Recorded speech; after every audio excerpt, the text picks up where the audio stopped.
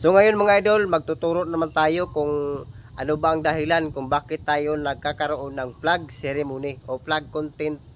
Ganyan mga idol, sa recommendation.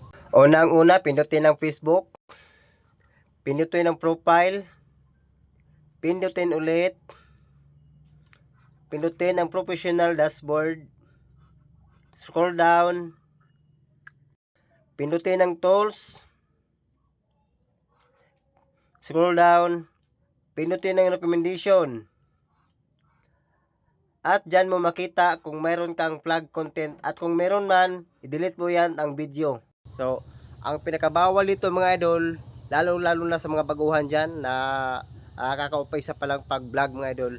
Ang bawal diha mga idol, kanang naay gikulata, na disgasya, naay nasunog, o unsa pa mga video nga mga sensitive. Muna yung mga bawal mga idol, og labi na kanang caption mga idol, tarungan na yung caption nga dili sensitive nga caption mga idol, kay usap po na nga maka plug content ka.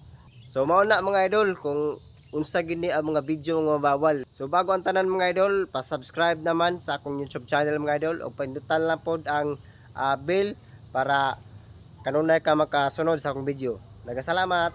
Bye bye.